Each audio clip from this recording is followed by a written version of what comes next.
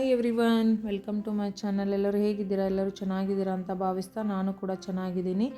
ಇವತ್ತು ನಾನು ಒಂದು ಡಿಫ್ರೆಂಟ್ ಆಗಿರುವಂಥ ಪಡ್ಡು ರೆಸಿಪಿಯನ್ನು ನಿಮ್ಮ ಜೊತೆ ಶೇರ್ ಮಾಡ್ಕೋತಾ ಇದ್ದೀನಿ. ಒಂದೇ ಥರ ಪಡ್ಡು ತಿಂದು ಬೇಜಾರಾದಾಗ ಈ ರೀತಿ ಮಾಡಿಕೊಂಡ್ರೆ ತುಂಬ ಚೆನ್ನಾಗಿರುತ್ತೆ. ನೋಡಿ, ನಾನಿಲ್ಲಿ ಸ್ವಲ್ಪ ಗ್ರೀನ್ ಚಿಲ್ಲಿ ಹಾಗೆ ಸ್ವಲ್ಪ ಜೀರಿಗೆ ಹಾಕ್ಕೊಂಡು ಪೇಸ್ಟ್ ಮಾಡಿ ಎತ್ತಿಟ್ಕೋತಾ ಇದ್ದೀನಿ. ಹಾಗೆ ಒಂದು ಕಡೆ ಸ್ವಲ್ಪ ಮೆತ್ತೆ ಸೊಪ್ಪನ್ನು ಕಟ್ ಮಾಡಿಕೊಂಡು ಸ್ವಲ್ಪ ಆನಿಯನ್ ಕೂಡ ಕಟ್ ಮಾಡಿ ಇಟ್ಕೊಂಡಿದ್ದೀನಿ. ತುಂಬ ಚಿಕ್ಕದಾಗಿ ಕಟ್ ಮಾಡ್ಕೊಳ್ಳಿ, ಚೆನ್ನಾಗಿರುತ್ತೆ. ಇಲ್ಲಿ ಒಂದು ಪ್ಯಾನ್ಗೆ ಕುಕ್ಕಿಂಗ್ ಆಯಿಲ್ ಹಾಕ್ಕೊಂಡು ಸ್ವಲ್ಪ ಅಂದರೆ ಈಗ ಆನಿಯನ್ನು ಹಾಗೆ ಮೆತ್ತೆ ಸೊಪ್ಪನ್ನು ಹಾಕ್ಕೊಂಡು ಚೆನ್ನಾಗಿ ಬಾಡಿಸ್ಕೋತಾ ಇದ್ದೀನಿ. ಯಾಕಂದರೆ ಮೆತ್ತೆ ಸೊಪ್ಪನ್ನು ಹಾಗೆ ಡೈರೆಕ್ಟ್ ಹಾಕಬಾರ್ದು, ಯಾಕಂದರೆ ಹಸಿ ಸ್ಮೆಲ್ ಬರುತ್ತೆ. ಅದಕ್ಕೋಸ್ಕರ ಇದು ಫ್ರೈ ಮಾಡೋದ್ರಿಂದ ಅದರಲ್ಲಿರುವಂಥ ಹಸಿ ಸ್ಮೆಲ್ ಹೋಗುತ್ತೆ. ಈ ರೀತಿ ಫ್ರೈ ಮಾಡಿ ಹಾಕ್ಕೊಂಡ್ರೆ ತುಂಬ ಚೆನ್ನಾಗಿರುತ್ತೆ. ಮತ್ತು ಮಕ್ಕಳಿಗೆ ಈ ರೀತಿ ಡಿಫ್ರೆಂಟಾಗಿ ಮಾಡಿಕೊಟ್ಟಾಗ ತುಂಬ ಖುಷಿ ಆಗುತ್ತೆ. ನೋಡಿ, ಈಗ ಅದನ್ನು ಪೇಸ್ಟ್ ಮಾಡ್ಕೊಂಡಿದ್ವಲ್ವ, ಗ್ರೀನ್ ಚಿಲ್ಲಿ ಮತ್ತು ಜೀರಿಗೆ, ಅದನ್ನು ಕೂಡ ಆಯಿಲಲ್ಲಿ ಹಾಕ್ಕೊಂಡು ಫ್ರೈ ಮಾಡ್ಕೊಳ್ಳೋಣ.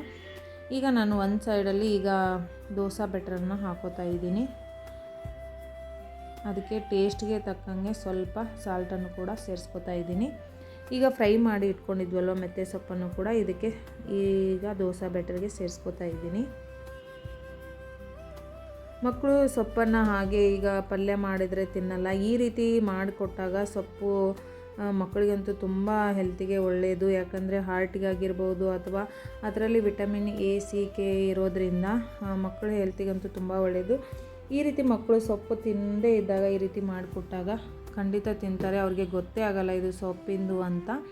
ಯಾಕಂದರೆ ಸೊಪ್ಪು ತುಂಬ ಒಳ್ಳೆಯದು ಹೆಲ್ತಿಗೆ. ಯಾಕಂದರೆ ಅದರಲ್ಲಿರುವಂತಹ ಪೋಷಕಾಂಶಗಳಿಂದ ಕೂದಲಿಗಾಗಿರ್ಬೋದು, ಚರ್ಮಕ್ಕಾಗಿರ್ಬೋದು, ಹಾರ್ಟಿಗಾಗಿರ್ಬೋದು ಅಥವಾ ಬ್ಲಡ್ಡಲ್ಲಿ ಇರುವಂತಹ ಹಿಮೋಗ್ಲೋಬಿನ್ ಮಟ್ಟವನ್ನು ಕೂಡ ಇದು ಬ್ಯಾಲೆನ್ಸ್ ಮಾಡುತ್ತೆ ಅಂತ ಹೇಳ್ಬೋದು. ಮತ್ತು ಇದರಲ್ಲಿ ಐರನ್ ಕಂಟೆಂಟ್ ಜಾಸ್ತಿ ಇರೋದರಿಂದ ಮಕ್ಕಳಿಗೆ ಕೊಡ್ಬೋದು. ಮತ್ತು ಹಾಗೆ ದೊಡ್ಡವ್ರಿಗೂ ಕೂಡ ಸೊಪ್ಪನ್ನು ದೊಡ್ಡವರು ತಿಂತಾರೆ. ಪರೋಟ, ಚಪಾತಿ ಈ ರೀತಿ ದಾಲ್ ಮಾಡಿದಾಗ ಮಕ್ಕಳಿಗೆ ಈ ಥರ ಡಿಫ್ರೆಂಟ್ ಮಾಡಿಕೊಟ್ಟಾಗ ಏನೋ ಖುಷಿ ಆಗುತ್ತೆ, ಹಾಗೆ ಇಷ್ಟಪಟ್ಟು ತಿಂತಾರೆ.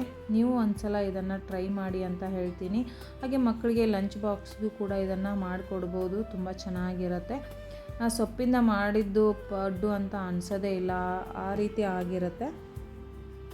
ಹಾಗೆ ಈ ರೆಸಿಪಿ ನಿಮಗೆ ಇಷ್ಟ ಆಗಿದ್ದಲ್ಲಿ ಕಮೆಂಟ್ ಬಾಕ್ಸಲ್ಲಿ ಕಮೆಂಟ್ ಮಾಡೋದನ್ನು ಮಾತ್ರ ಮರಿಬೇಡಿ. ಹಾಗೆ ನಿಮ್ಮ ಫ್ಯಾಮಿಲಿ ಫ್ರೆಂಡ್ಸ್ಗೂ ಶೇರ್ ಮಾಡಿ, ಅವರು ಕೂಡ ಟ್ರೈ ಮಾಡಲಿ ಹೇಗೆ ಬಂತು ಅಂತ ಕಮೆಂಟ್ ಮಾಡೋದ್ರಿಂದ ನನಗೂ ಖುಷಿ ಆಗುತ್ತೆ. ಈ ಥರ ಕಮೆಂಟ್ ಮಾಡಿದಾಗ ಒಳ್ಳೊಳ್ಳೆ ರೆಸಿಪಿಗಳನ್ನು ಮತ್ತೆ ಮಾಡಬೇಕು ಅಂತ ಅನಿಸುತ್ತೆ.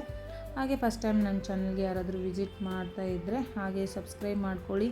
ಪಕ್ಕದಲ್ಲಿರುವಂಥ ಬೆಲ್ ಐಕನನ್ನು ಪ್ರೆಸ್ ಮಾಡಿ ಆಲ್ ಅಂತ ಕೊಡಿ. ನಾನು ಹಾಕುವಂಥ ಹೊಸ ರೆಸಿಪಿಗಳ ನೋಟಿಫಿಕೇಷನ್ ಮೊದಲು ನಿಮಗೆ ಬರುತ್ತೆ. ಹಾಗೆ ಮತ್ತೆ ಹೊಸ ರೆಸಿಪಿಗೊಂದಿಗೆ ಭೇಟಿ ಆಗ್ತೀನಿ. ಅಲ್ಲಿವರೆಗೂ ಟೇಕ್ ಕೇರ್. ವಿಡಿಯೋ ನೋಡಿದ ತಮ್ಮೆಲ್ಲರಿಗೂ ಧನ್ಯವಾದಗಳು. Thank you so much. Bye everyone.